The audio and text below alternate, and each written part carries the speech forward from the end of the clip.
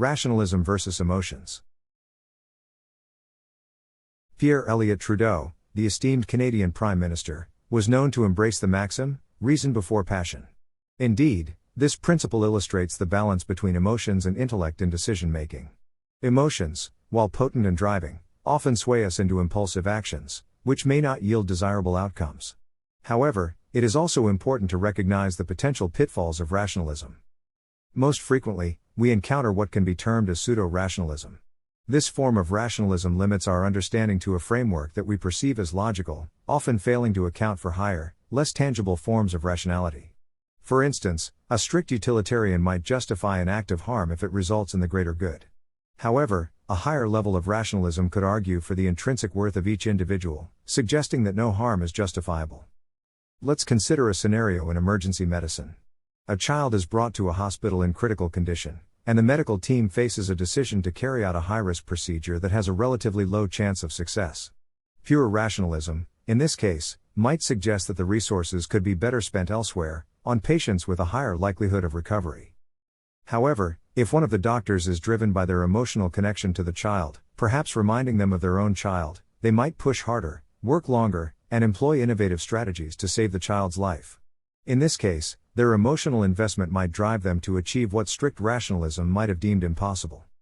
So, here, emotion becomes a more rational guide than rationalism itself, encouraging the exploration of alternatives and pushing the boundaries of what's considered achievable. This example underscores the importance of considering both emotional and rational elements when making complex decisions. From this example, it becomes clear that the dichotomy between rationality and emotion is not as clear-cut as it might seem. While rationalism is often prized for its impartiality and consistency, it can sometimes overlook the richness and depth of human experience, leading to conclusions that feel hollow or unsatisfying. On the other hand, emotions, often dismissed as irrational or volatile, can provide a powerful motivation and a nuanced perspective that rational analysis may miss. They can drive us to exceptional lengths, inspire innovation, and bring about results that defy purely rational expectations. In essence, the landscape of decision-making is a complex one, interwoven with threads of both reason and emotion. Neither approach holds a monopoly on wisdom or effectiveness. It is the harmonious blend of both that often leads to the most meaningful and impactful outcomes. In this complex framework of thought, it becomes possible to conceive the law of higher rationality. This law postulates that for any given rational conclusion, there exists a higher form of rationality that may contradict it. In this interplay of rationalities, we find the inherent ambiguity of human intellect, constantly striving to balance varying levels of understanding. Let's explore examples from different fields to illustrate the validity of this law. In economics, a business may find it rational to cut costs by reducing employee benefits. However, a higher level of rationality could argue that preserving employee morale and health could lead to greater productivity and loyalty, ultimately benefiting the business more in the long run. In environmental policy, it may seem rational to prioritize economic growth over stringent environmental regulations in the short term.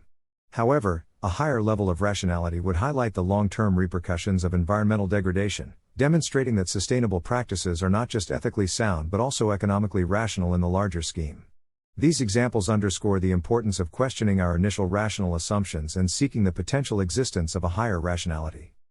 Let us now introduce a complementary second law to the law of higher rationality, which proposes that above any higher order rationality, an even higher order rationality can exist. Importantly, this law suggests that absolute rationality remains inaccessible to human cognition, forever maintaining a gap between our understanding and the true nature of rationality. Take, for example, our societal approach to crime and punishment. An immediate level of rationality dictates that a crime deserves punishment, serving both as retribution and as a deterrent for future criminal behavior. A higher level of rationality, however, might argue for rehabilitation over punishment, seeking to address the root causes of criminal behavior and integrate individuals back into society. Yet, a still higher level of rationality could consider the complex socio-economic factors that contribute to crime, suggesting that the most rational approach is comprehensive societal reform to address inequality and social injustice. This ladder of rationalities, each seemingly superior to the last, illustrates the inherently recursive nature of the law of higher rationality. The accessibility of absolute rationality remains elusive, constantly retreating from our grasp. It emphasizes our limited understanding, highlighting the continuous evolution of knowledge and the humility required in its pursuit. Emotions function as a unique type of fuel for our actions and decisions. Just like actual fuel, emotions can be hazardous if not handled wisely. However, when used sensibly, they become an integral part of any developmental process, giving rise to a unique blend of passion-driven reasoning. From this, we derive the law of emotional rationality, which posits that no rational assertion can truly be rational unless it is both dictated by an appropriate emotion and capable of eliciting a similar emotion in response. For example, a physician may rationally understand and advocate for the importance of empathy in patient care. However, this rational assertion becomes truly rational only if it is underpinned by the physician's own deep-seated feelings of empathy for their patients, and if it can spark similar feelings in others. Similarly, a teacher may rationally comprehend and assert the importance of curiosity in learning. Yet, this rational statement becomes authentically rational only when it is propelled by the teacher's own inherent curiosity about the world, and if it can inspire a similar thirst for knowledge in their students. This law of emotional rationality thus emphasizes the interconnectedness of emotions and rationality in our thoughts and actions, illustrating how the latter is often incomplete and less impactful without the former. Let us now turn our attention to the concept of emotional intelligence and its rationality. Emotional intelligence, often overlooked in the face of cold, hard logic, is the capacity to understand, manage, and effectively express one's own emotions, as well as to interact and navigate social complexities using this understanding. The rationality of emotional intelligence lies in its profound relevance to our daily lives. Whether in personal relationships or professional settings, the ability to comprehend and interpret emotions allows for more effective communication, problem solving, and decision making. For instance, a leader with high emotional intelligence can better understand the needs and motivations of their team, leading to strategies that take into account human factors, thus increasing the likelihood of success. Furthermore, the rationality of emotional intelligence is not confined to the interpersonal realm. It extends to the intrapersonal domain as well, helping individuals cope with their own emotional turmoil, thereby leading to better mental health and personal well-being. Therefore, emotional intelligence demonstrates its rationality not merely as a concept but also as a crucial tool for navigating the complex emotional landscape of our lives. Next, we delve into the rationality of mastering emotions. It's important to clarify that mastery here does not imply suppressing or ignoring emotions. Instead, it signifies understanding, recognizing, and effectively using emotions in appropriate situations to serve rational objectives. The mastery of emotions is a skill that provides us with the capacity to channel emotional energy to productive ends. For instance, in a professional setting, feeling a surge of anger in response to an unfair situation might be entirely justifiable. However, letting anger dictate one's response may lead to counterproductive outcomes. In contrast, mastering one's anger and using the energy it provides to constructively express dissatisfaction or work towards changing the unfair situation aligns more closely with rational objectives. Furthermore, the rationality of mastering emotions extends to recognizing and responding appropriately to the emotions of others. Empathy, a cornerstone of emotional intelligence, can contribute significantly to this mastery. By understanding and responding to the emotions of others, we can foster stronger, more meaningful relationships. This not only serves our social and psychological needs but also can lead to better collaborative outcomes, thereby aligning with our rational goals. Thus, the rationality of mastering emotions lies not in suppressing them but in leveraging them effectively in our journey towards rational objectives. Let's dive into the discussion about the evolutionary rationale behind the emergence of emotions. On the surface, rational thinking and emotional responses appear to be diametrically opposed, two disparate realms of human cognition. However, this view misses the fact that both these mental aspects have been shaped by the relentless forces of evolution and are intertwined in our complex human minds. Emotions, often seen as irrational, have an evolutionary logic of their own. They serve as an efficient and immediate feedback system for our survival and reproductive success. Fear triggers avoidance, happiness signals fulfillment, and anger stimulates confrontation. Each emotion is like an internal compass, guiding our actions in response to a myriad of external stimuli. Rational thinking, on the other hand, is slow and deliberative. It allows us to make sense of the world, plan for the future, and generate innovative solutions to complex problems. Both, it seems, have their unique roles and strengths in human cognition. In short, the interplay of rationalism and emotions is not a conflict, but rather a collaboration, a symphony of mental processes that has been fine-tuned by millions of years of evolution. The exploration of emotions extends beyond the realm of human psychology and ventures into the animal kingdom. This vibrant, diverse world offers a captivating spectrum of behaviors and emotional responses that mirror, and sometimes even surpass, the complexity found in humans. Emotions in animals, like their human counterparts, serve a vital role in survival and social interaction. Fear enables a deer to detect and escape predators, while joy might be observed in a playful dolphin. These emotional cues guide animals' actions and interactions within their ecosystems. Understanding these expressions of emotion sheds light on the intricate web of relationships that constitute animal societies. It also illuminates the parallels between human and animal emotional experiences, offering us a humbling perspective on our shared emotional heritage. Pinning down the precise point in the evolutionary timeline where emotions first emerged is a challenge. The complexity of emotions suggests they could have appeared at a fairly advanced stage of life's development, yet simpler forms may have existed far earlier than we might assume. Emotions, in their most rudimentary form, could have originated as basic response mechanisms in primitive organisms. Simple organisms, like single-celled amoebas, exhibit behaviors such as attraction towards food sources and aversion from harmful substances.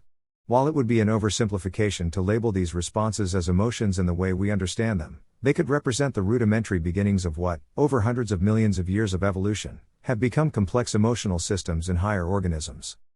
In multicellular creatures, a more sophisticated emotional response mechanism is evident. Among invertebrates, octopuses demonstrate a level of emotional complexity, exhibiting behaviors like play and curiosity. In the world of vertebrates, emotions become far more nuanced and recognizable. From the social bonds of dolphins to the grief behaviors in elephants, the vast spectrum of emotions plays a pivotal role in the survival and social fabric of these species.